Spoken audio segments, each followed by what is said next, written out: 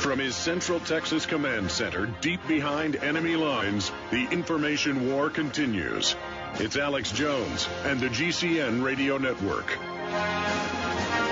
Well, Al Gore has introduced a global pledge for the young people going to the concert, loading on to the ships there at Wonderland.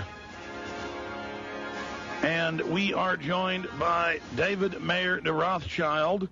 Al Gore, of course, is kicking off a string of global concerts this weekend on 777. And the man who's written the official book that is the accompaniment to this, meant for elementary grade school children, is Meyer De Rothschild, born in 1978, a British adventurer. I love that title. An environmentalist who is the head of Adventure Ecology, an expedition group raising awareness about climate change. He is the youngest of the three children of Sir Evelyn de Rothschild of the Rothschild banking family of England. One of the arrows shooting out across the planet, invigorating everything. Mr. Rothschild, thank you for coming on the show with us today. Thank you for having me on the show. That's quite an introduction there. Thank you. Well, you bet. Now, tell us why you, one of the young, vibrant heirs of one of the main arms of the Rothschild family, the house, is embarking on this selfless mission to save the earth. It's a good question. I mean, I think for me it's about saying, this is the only issue that we should be contending with right now, because we only have one planet. This is our house. And without that, then all the other rooms in our house, which may be poverty or disease or conflict or whatever it may be, then we don't have those, because without a house, you have no rooms. And so I think for me, it's just, I realized I was involved in an expedition to cross Antarctica 4 years ago. I followed the same route the Royal Amazon did to the South Pole, and then I kited across the continent. And during my 3 months on this Arctic landscape, I realized that, we were, having a huge effect on our fragile ecosystems as human beings, but also that it was us who was vulnerable should these systems collapse. It was our ability to live on this planet as we know it. So that's why I dedicated myself to making sure we get this issue out there. Now, I've got a new poll out here. The Maury poll shows that most people in the UK remain unconvinced about warnings that our climate is being affected by global warming. What is the science that proving that man-made global warming, A, is real, and B, will cause cataclysmic problems? I think there's the report you really need to be looking at was the report that was released at the beginning of the year by the IPCC, which is the Intergovernmental Panel on Climate Change. It's made up of 2,500 scientists from around the world, all in the field of climatic studies.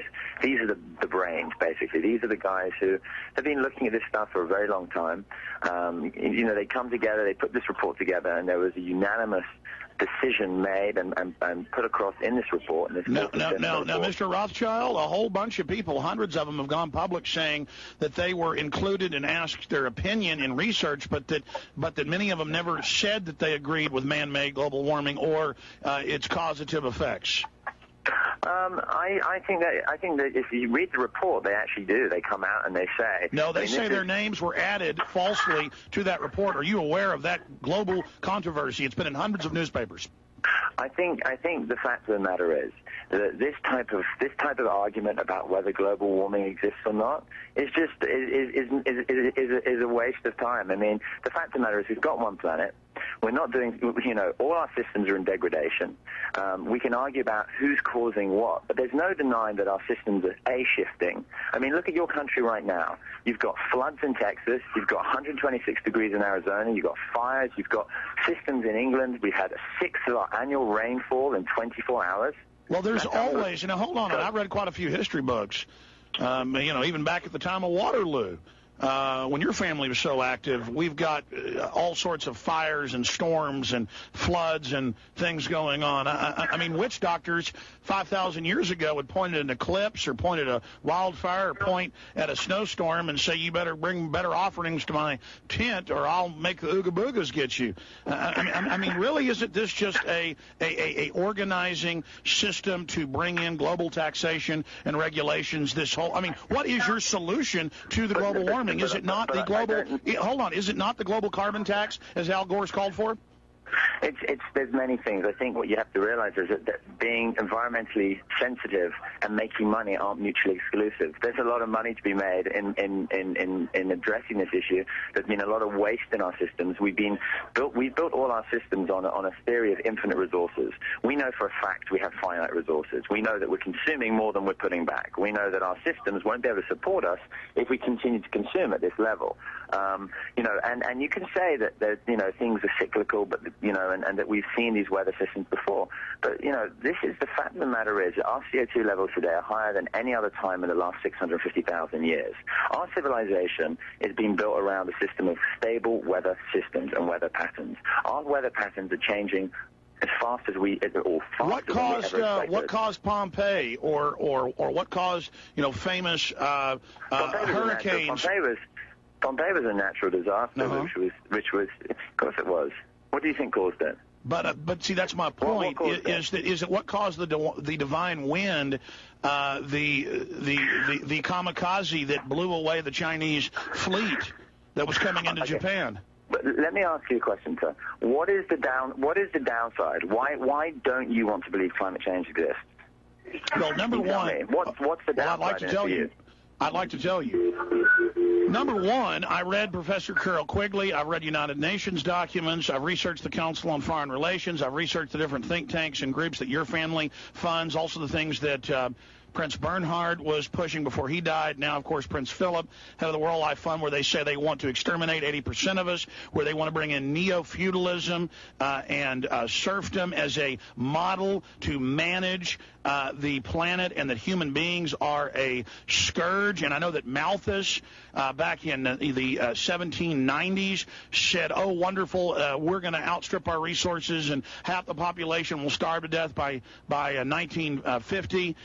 This type of baloney, and it's always turned out to be a fraud. You try to organize society by claiming there's a crisis and that you're going to be the organizers. Then you invite all the business people in saying this is the new model. Jump on the big bandwagon now, and you're not dealing with cross-species chimera genetic engineering, which can destroy your house. I know you don't care about the population, but you better care about your own house of Rothschild. And I'm talking, and so what you do is you ignore all the real environmental crises, and then you bring in world government and world taxation so you guys can even rule us with an even greater hand. And I'm sick of it. I'm not your slave, Rothschild, and your scam's not going to work. Well, sir, I've never seen someone get so defensive. It's obviously, you know what they say, when you're in the wrong, you get all overheated, and I can see that with you now. No, you asked my question. Listen, debate any of my facts. Debate any of my facts. If you carry on like that, sir, you're going to cause global warming yourself the way you're heating over there. You know what? You're absolutely right. I'm angry. Yeah, the fact of the matter is, you cannot deny that our species our biodiversity loss is global. We're losing rainforests at 100,000 acres a day. Our weather patterns have changed. The scientific community is unanimous. I don't know whether you're sitting on they're not unanimous. Listen, maybe your shares in the oil industry that you have in your back pocket there are helping to drive your radio station, and that's why you're a bit concerned about maybe your little taxation break. No, it came out. Wait a minute. Queen Beatrix. Well, let me finish. Have you got children? Have you got children? All right, just hold on a second, Lord Rothschild. Let me just say something here. Yes, I do. Yes, I do. I'm not a Playboy adventurer. What kind of planet do you think you're going to pass on to them? Well, let me answer your question, because you keep putting these questions out. I'm going to answer them right now.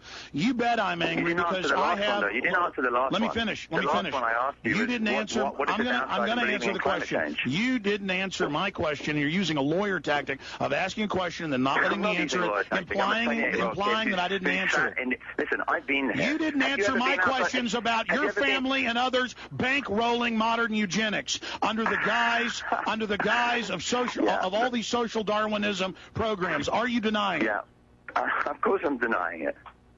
Okay, so you're saying Prince Philip didn't... I've got nothing to do with Prince Philip.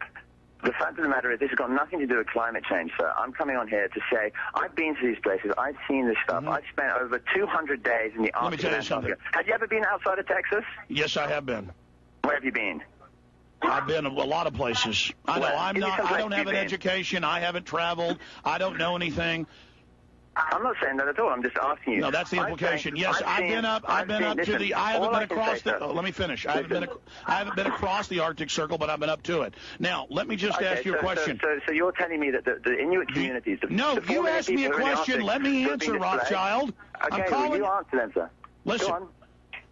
Now, we all know last year that the media got caught, and National Geographic, the known propaganda channel, got caught, showing images of polar bears saying, look at them, they're stranded on ice. Polar bears can swim 200 miles. You and I both know that, but you know the dumb public that the globalists are always hoodwinking doesn't know that, and you've got new IMAX programs and new Disney programs coming up going, look at the drowning polar bears. They're all dying because the ice is melting. Everyone knows that the glaciers expand and contract and are collapsing continually.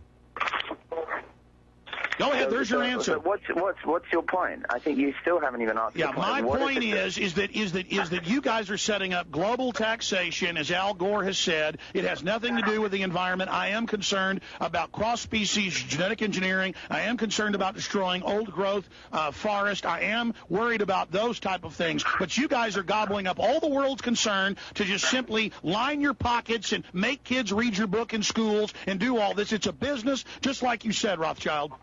It's not. Do you think I make any money out of this? It's the same thing. It's the same thing your your money-changing ancestors did. They're in Germany, Red Shield, and I'm calling you out, Red Shield. We know it's a scam.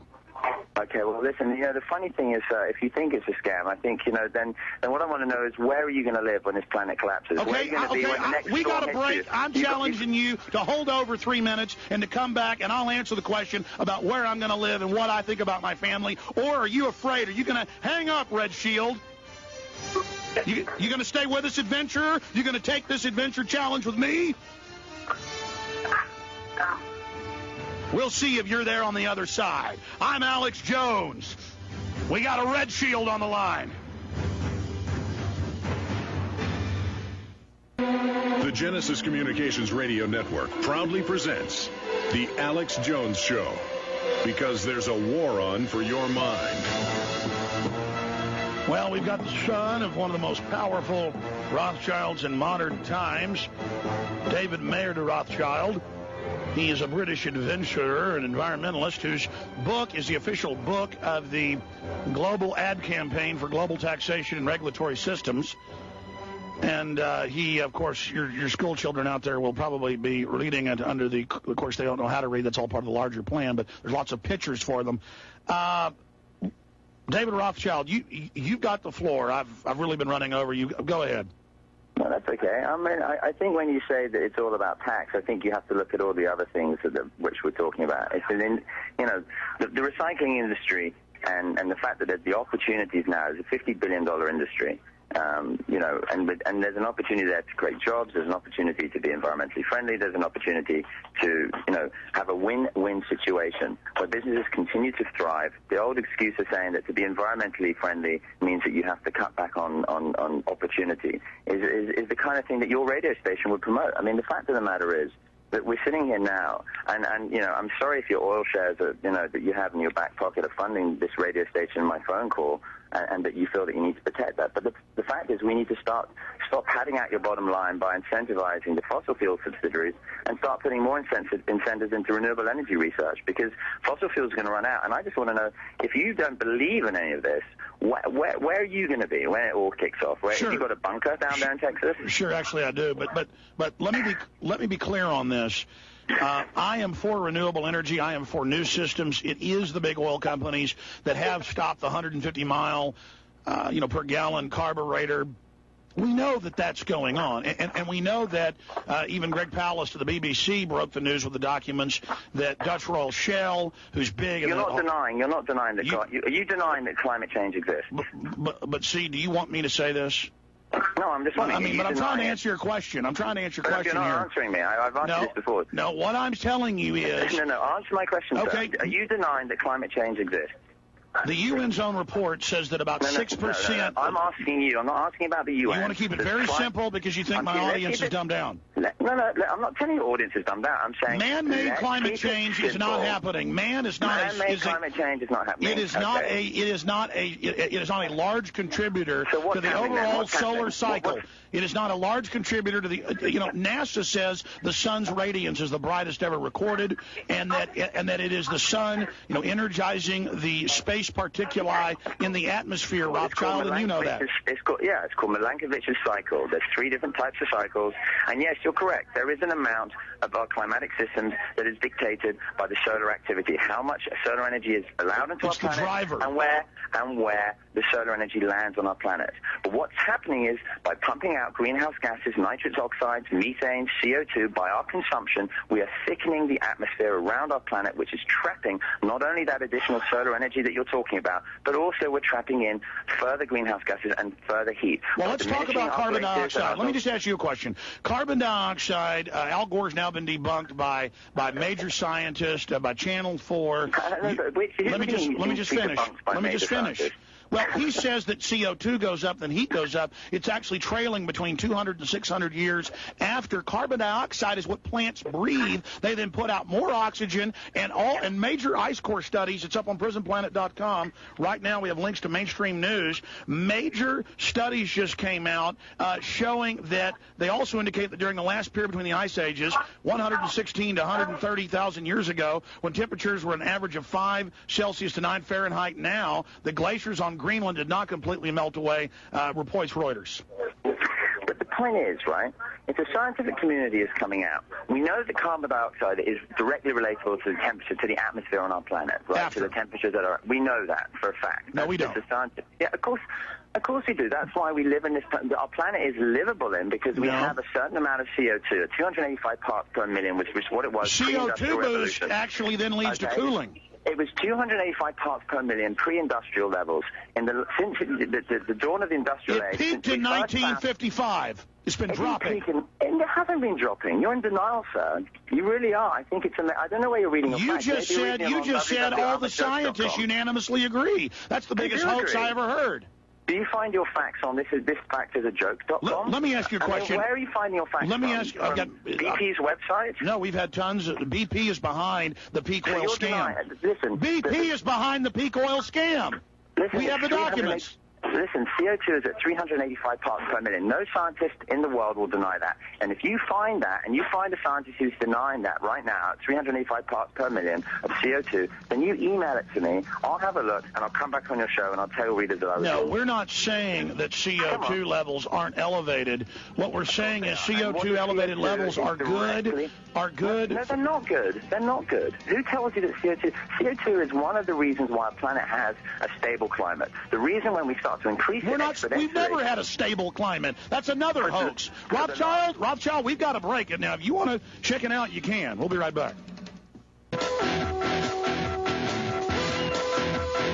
Well, all the environmentalists I talk to and conservationists, when they see Disney and when they see the Discovery Channel and Wall Street and the NFL getting behind global warming, man-made global warming, they say something's wrong. And, of course, I should bring up to Mr. Rothschild that the polar ice caps of Mars are receding at several miles a year, much faster than ours, and that the moons of Saturn and Jupiter are melting. In fact, several of their moons were ice and are now liquid seas. Now, how are SUVs causing that, David Rothschild? That's because those planets are closer to the sun, my friend. No, Jupiter and Saturn are not closer to the sun. Neither is Mars. Yes, sir. I think you'll find, right, that the very simple matter, and what I wanted to say, and this is my final point, and then I'll let you continue with your line that global warming doesn't exist. I find it very sad that we're still in a day and age where there is a certain mentality or a certain sector that wants to deny that these things are happening. And you say you don't believe that human beings are responsible for climate change. That's fine, and I respect your opinion. I respect your views. I think, though, that you have to realize if you look at the science, forget your taxation theory, because actually it's not taxation. What it's trying to do, the taxation bit, is sitting there. It's one tiny fragment of saying that the polluters of our planet, the companies that are excessively polluting, the only way that they will respond and listen is if they're incentivized through a tax scheme to stop them polluting. And that tax scheme isn't in your pocket. That is the companies, the Exxons of this world, the companies that are going out there and needlessly polluting our water systems, our natural systems. I think it's sad, sir, that I appreciate and respect people's views on both sides of the argument. That's what a debate is about, and I appreciate your views in taking this debate to me. But I would also say that it's sad because what you're doing here is giving people a false sense of hope. Our planet is in a seriously bad way right now, and if we continue to put out this rhetoric which says this doesn't exist, which you are doing and you are promoting, then all it's going to do is delay the situation that is going to cause more problems for your children, for my children, and the future of this planet. We've got a serious problem. You can deny it all you like, but as the storms and the weather systems around us, whether they're cyclical or not, start to increase, which they are, then we're going to find ourselves in a more precarious position as humanity moves forward into the future. All right, I've only got one more question for you, David Meyer De Rothschild, and that is that you bring up the fact that I'm in denial and I'm giving people a false sense of hope. All the European Space Agency, the NASA, all of the major real scientific organizations show massive solar system warming, and it's the engine, the sun, that is driving that. And all the past studies and archaeological records show that life blooms and increases in a carbon dioxide oxygen rich, because the two are tied together, and that we've actually been oxygen and carbon dioxide poor and have really been in somewhat of a dead cycle compared to, that's why they find coal at the North Pole and the South Pole from all the life, and that this is actually a prime driver. And we see areas of the world that were going through the desert process, the desertification, now greening unexpectedly, and that we should welcome climate change, and that it's not necessarily a bad thing. I mean, you're saying we need to have a stable climate. Sir, the planet's never had a stable climate. The planet hasn't. For the last 12,000 years, we've been in a very, very stable, comparatively to the 4.5 billion years the planet's been around, period of climatic systems. Our systems are being incredibly stable. I agree with you. We need carbon as a driver of life. I'm not denying that. We have huge pockets of reserves of carbon, which from millions of years have taken millions of years to spend and are stored under our Earth's crust. We are releasing that, and we're putting it up. And let's not confuse two things here. Let's not confuse biological carbon and carbon that's emitted through the burning of fossil fuels. One is inert and stays in the atmosphere, and one goes through the natural cycle.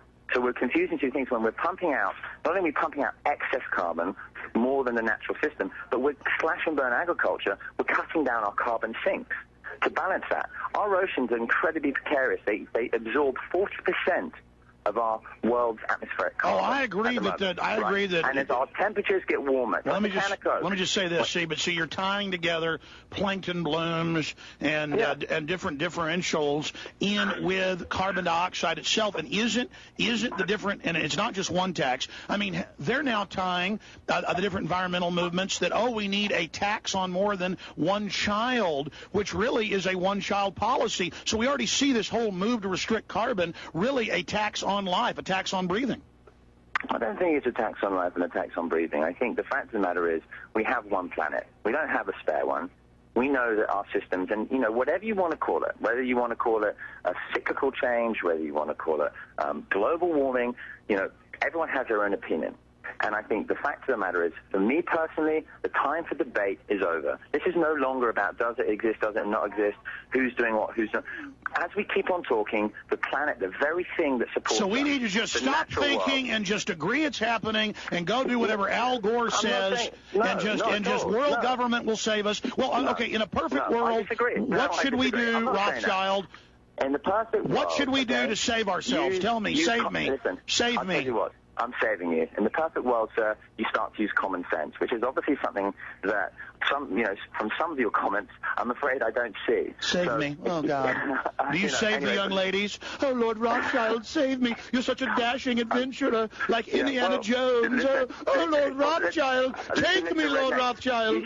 You sound like. Listen, Mr. Oil Baron sitting in the south there. If you want to start making funny noises like that on the phone, that's fair enough, oil boy. So get back onto your little rodeo bull, go out there and deny it all, protect your oil shares, and make sure that your kids, who you talked about, don't have any planet to live on. But anyway, I have to go, my friends. Hey, listen, I just want to tell you something.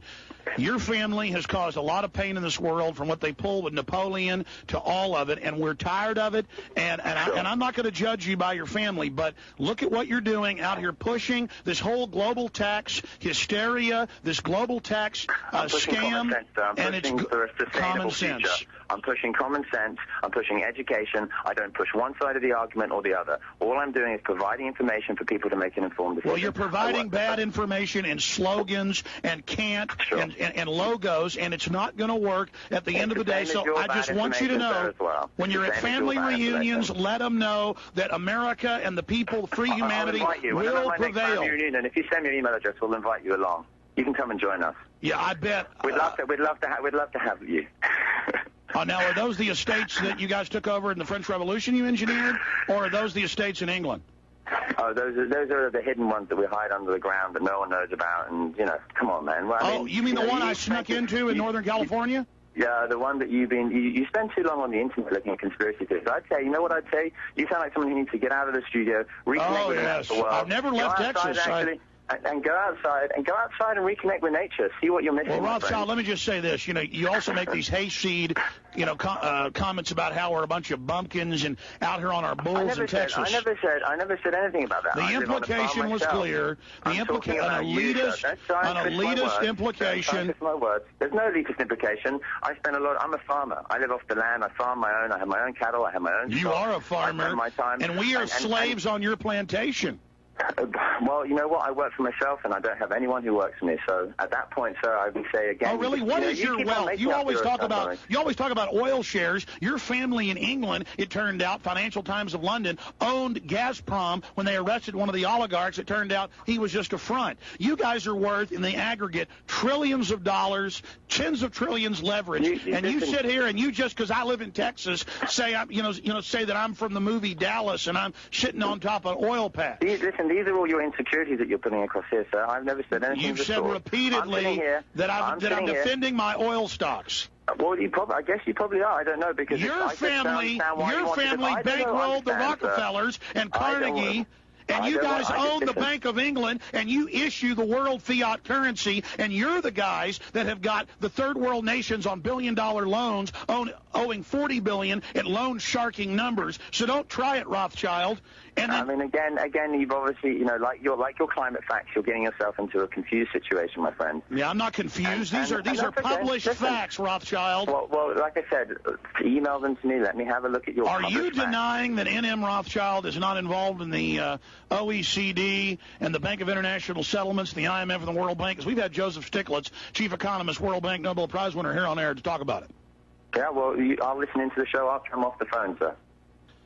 All right. Well, listen, I want to challenge you to visit Infowars.com and PrisonPlanet.com so you can see the front line of the resistance. We will defeat eugenics. We will defeat the world feudal state. We will prevail. Let me ask you a question. Do you believe in the whole social Darwinistic eugenics movement? Because that's where the modern environmental movement came from, and that's where Prince Philip and Prince Charles and all of this scum get their ideas. Listen, I'm here to talk about my book, The Global Warming Survival Handbook. I'm sure you're going to buy one. I'm here to talk about the concerts that are happening this weekend. I'm here to talk about climate change. Are you guys pushing to make kids read it? That's all. Are you guys pushing to make kids read it in schools? It's not for kids, and it's not in schools. It's a book for anyone who wants to pick it up, like any other information book. But I'm looking at it. I mean, I've got quotes from you saying here that this is for the children. No, you're getting your facts wrong. This book isn't for the children. This book is the official book that goes to the Live Earth concert series. It goes around the globe. Let me dig it out because I have a copy of the book here. You wrote another book then about children. How many books have you written? I've written more than you probably. Well, I've only written one and writing another right now, but. But what I'm trying to understand is how many... Have you written a children's book? Yes, I have. Ah! But the children's book's got nothing to do with the environment. It's actually to do with health and how our body works. I'm a trained doctor. I'm a naturopath, and it was to do with how your body works. It's got nothing to do with the environment.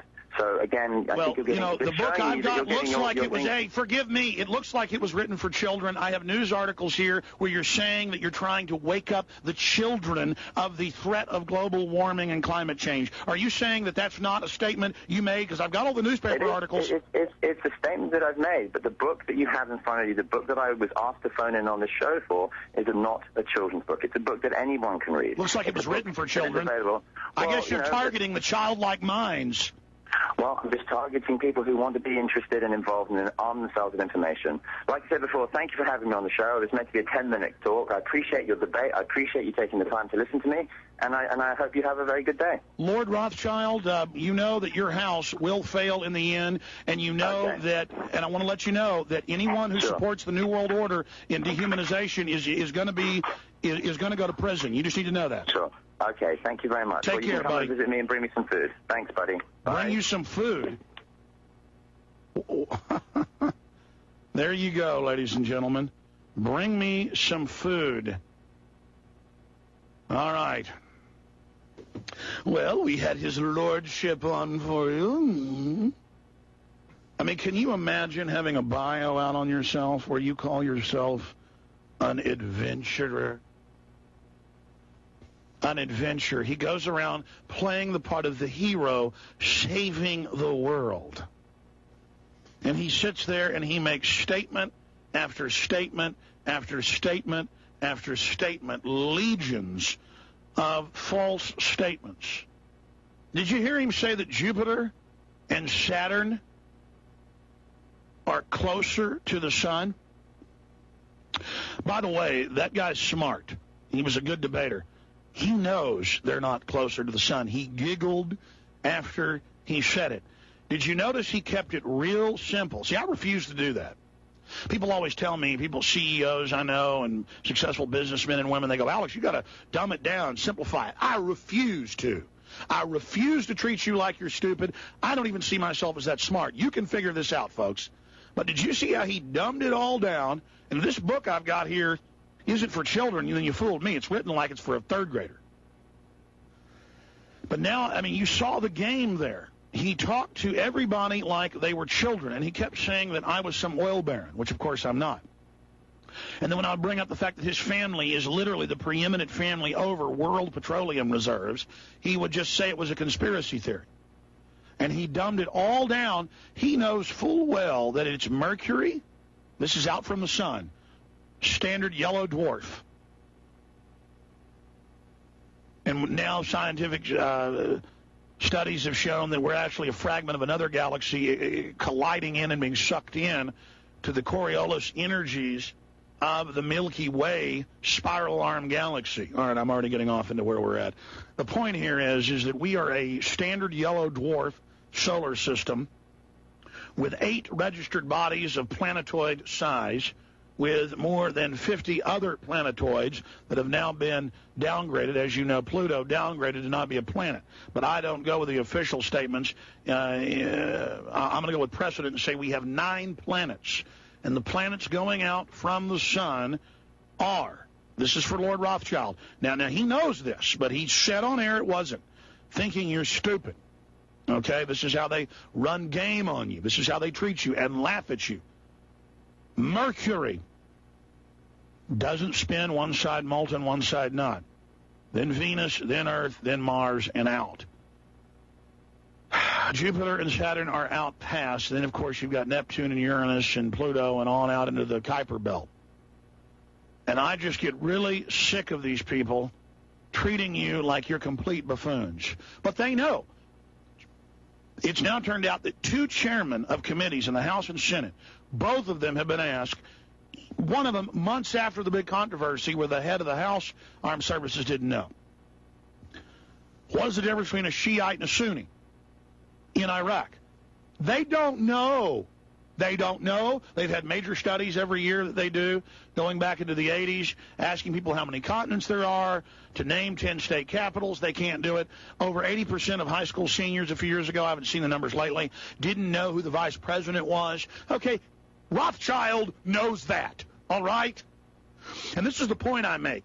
People are so disconnected from reality now that up in Kansas a few days ago, a woman was stabbed to death, bleeding to death. She did die in the middle of the aisle by the front door. And at least, this is what the police set up, at least 5 people stepped over her or went past her while she was bleeding to death, begging for help in a pool of blood. One woman stopped and took a picture. You go, what does that have to do with Rothschild talking to us like we're 5 years old? They know you're totally disconnected, dreaming about satiating some animal lust, thinking how to act more powerful like a posing peacock with your neighbors instead of the bigger world around you. I mean, if you don't care about somebody bleeding to death or a cop run over in the street, then you don't care about yourself, and your neighbors don't care about you, and then you don't care about information, and so you are going to be totally enslaved, and you're going to have people treat you like fools and scam you. And that's why they'll say there's no North American Union when they're officially putting it into place right now. That's why they'll say amnesty is an amnesty when it is. That's why they'll talk to us like we are people with 65 IQs. Well, you know what? The people don't have 65 IQs. They got 100 IQs on average. And they're not stupid. They're just mesmerized and in a trance and focused in on, I mean, you know all about Jennifer Aniston and Brad Pitt and all this stuff that doesn't matter. Let me tell you something. If you don't want to be totally dominated by people like that Rothschild scum, you better wake up right now. Now, I was only nice to that scum to keep him on the line. This is what I really think of him. From the depths of my soul, I pledge eternal warfare against you and all your evil.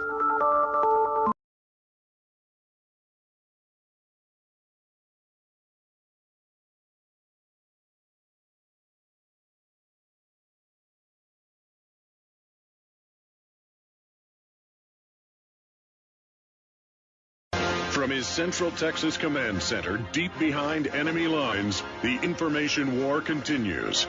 It's Alex Jones and the GCN Radio Network. Well, Al Gore has introduced a global pledge for the young people going to the concert, loading on to the ships there at Wonderland.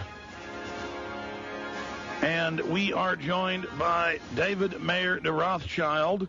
Al Gore, of course, is kicking off a string of global concerts this weekend on 7/7/7. And the man who's written the official book that is the accompaniment to this, meant for elementary grade school children, is Meyer De Rothschild, born in 1978, a British adventurer. I love that title. An environmentalist who is the head of Adventure Ecology. You know, then we don't have those, because without a house you have no rooms. And so I think for me it's just, I realized I was involved in an expedition to cross Antarctica 4 years ago. I followed the same route the Roald Amazon did to the South Pole, and then I kited across the continent. And during my 3 months on this Arctic landscape, I realized that, you know, we were having a huge effect on our fragile ecosystems as human beings, but also that it was us who was vulnerable should these systems collapse. It was our ability to live on this planet as we know it. So that's why I dedicated myself to making sure we get this issue out there. Now, I've got a new poll out here. The Maury poll shows that most people in the UK remain unconvinced about warnings that our climate is being affected by global warming. What is the science that proving that man-made global warming, A, is real, and B, will cause cataclysmic problems? I think there's the report you really need to be looking at was the report that was released at the beginning of the year by the IPCC, which is the Intergovernmental Panel on Climate Change. It's made up of 2,500 scientists from around the world, all in the field of climatic studies. These are the brains, basically. These are the guys who have been looking at this stuff for a very long time. You know, they come together, they put this report together, and there was a unanimous decision made and put across in this report. In this now, Mr. Rothschild, a whole bunch of people, hundreds of them, have gone public saying that they were included and asked their opinion in research, but that many of them never said that they agreed with man-made global warming or its causative effects. I think that if you read the report, they actually do. They come out and they say... No, they say their names were added falsely to that report. Are you aware of that global controversy? It's been in hundreds of newspapers. I think the fact of the matter is that this type of argument about whether global warming exists or not is just... An expedition group raising awareness about climate change. He is the youngest of the 3 children of Sir Evelyn de Rothschild of the Rothschild banking family of England. One of the arrows shooting out across the planet, invigorating everything. Mr. Rothschild, thank you for coming on the show with us today. Thank you for having me on the show. That's quite an introduction there. Thank you. Well, you bet. Now, tell us why you, one of the young, vibrant heirs of one of the main arms of the Rothschild family, the house, is embarking on this selfless mission to save the Earth. It's a good question. I mean, I think for me it's about saying, this is the only issue that we should be contending with right now, because we only have one planet. This is our house. And without that, then all the other rooms in our house, which may be poverty or disease or conflict or whatever it may be, is a waste of time. I mean, the fact of the matter is we've got one planet. We're not doing, all our systems are in degradation. We can argue about who's causing what, but there's no denying that our systems are shifting. I mean, look at your country right now. You've got floods in Texas. You've got 126 degrees in Arizona. You've got fires. You've got systems in England. We had 1/6 of our annual rainfall in 24 hours. Well, there's always, hold on. I've read quite a few history books, even back at the time of Waterloo. When your family was so active, we've got all sorts of fires and storms and floods and things going on. I mean, witch doctors 5,000 years ago would point at an eclipse or point at a wildfire or point at a snowstorm and say, you better bring better offerings to my tent or I'll make the Ooga Boogas get you. I mean, really, isn't this just a organizing system to bring in global taxation and regulations? What is your solution to the global